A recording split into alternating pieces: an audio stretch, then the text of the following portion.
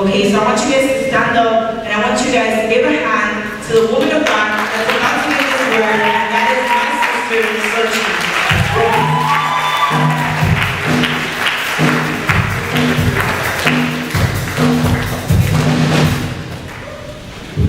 What a powerful man.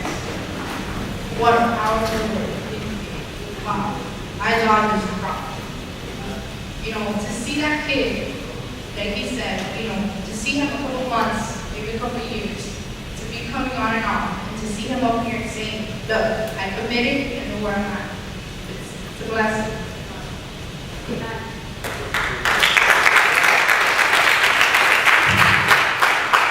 Everybody, I'm here to give you guys as an offering. What an excitement. Something, huh? You guys are so dead, man. It's Friday.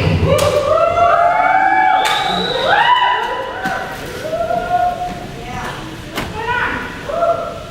Don't tell me again it's sad because Michael Jackson died. Because that would be a shame.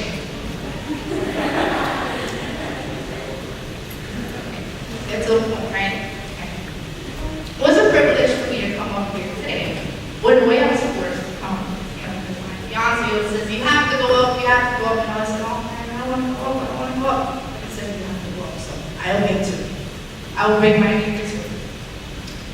And I want you guys to go to Isaiah 3:7. We're going to read from 7 to 11. Okay, I'm going to start. It says, ever since the days of your ancestors, you have sworn my priests and failed to obey them. Now return to me, and I will return to you, says the Lord of the heaven armies. But you ask, how can we return when we have never gone away? Should people cheat God? Yet you have cheated me. But you ask, what do you mean? When did we ever cheat you? Yes, you have cheated me of tithes and offerings due. You are under a curse, for the whole nation has been cheating. Bring all your tithes and offerings.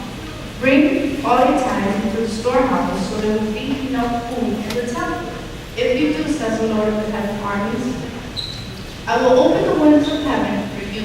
I will pour out a blessing so great you won't have enough room to take it. Try it. Put me to test. Your crop will be abundant, and I will guard them from the inconsistency and the disease. Your grapes will not fall from the wine before they are ripe, says the Lord of the heaven armies. That's my version. That's what my Bible says. Now, why did I read this story? Well, the story really caught my attention.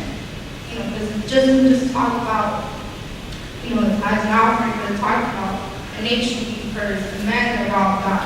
A lot of things. Has a lot of good points to it. And as I was reading, I was able to capture these two things. Why do we rob him?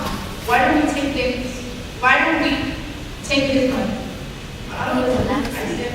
At the time being, I didn't know what to say my 10%. All my packing was all for me and my clothes and everything. Now, why don't we give this 10%? There's a purpose for it. God always has a plan for that. And in this verse it says, you'll discover God's plan for giving. Now, when you guys read it on your own reading, and you will learn what it says. People tend to have a lot of problems, like giving the 10%, like giving $1. They have problems because they say, why don't we have to give it? Why? Where does it in the law say have to give 10%? Where is it that isn't forced to give 10%? It doesn't say. But listen to this. Every time I like to come up here, I like to base first, what I'm going to speak from the Bible. And second, I like to go to the internet. I like to, check and have a little more information, make it a little more interesting. When I went online, I searched it, it says that back then, nowadays, I'm going to start with this. Nowadays, people say, well, why are you giving 10%?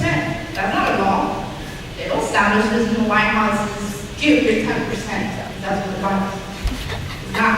So before, I found a little message that said, let me see, it says, right? It says that people used to say, oh, why do I have to give? It is not in the law. But, yeah, first mention of the time in giving was before the law was instituted and got confused. But what I'm trying to say is before even the law was stated in the Bible, was already said, look, you gotta give your 10%. You guys got that, or should I repeat myself? Yes? Everybody got it? Yeah? What I'm trying to say, put it this way, it says, the law says, don't drink wine. That's a law, right? But before that law was said, God was already saying, you have to give your 10%. There's no need, there's no need to have a law that says give your 10%. There should be a law. God says it, and that should be more than for all of us. Even the little kids. You get $1, give your 10 cents. Oh, but they're gonna laugh when you give your 10 cents. And are you honoring people? Are you honoring God? So it's time for us to wake up, guys, and even if you make $20 a week, how much you give if you make $20? It's only $2. What is $2 going to do? You waste it on what? Buying a pack of gum, it's your girlfriend can smell you, so when you like it. Right? It's true. I'm being honest. There's some people in the back are laughing because they know it's true. Okay, now, I have another little point that, I found, it was very, wow, it hit the point for me. It says, why is it that people tend to, have problems when they say, well, it's the time for the offering, it's the time, to give your tithe. Some people go through financial problems, or some people go through faith problems. But God says, if you have faith to give, you're going to receive, then good. But if you have faith, if you're not giving, it's not good. But if you're giving, you don't have faith, it's still bad. So either way, if you don't have both, it's nothing. If you have both, it's something good. If you have one and you don't have the other one, it doesn't matter how much faith you got. If you don't give, you're not doing nothing practical. So if you want to get, you want to receive more and more and more, you have to give. If God is not saying, give me 200, give me 200%, it's the same one, 10%.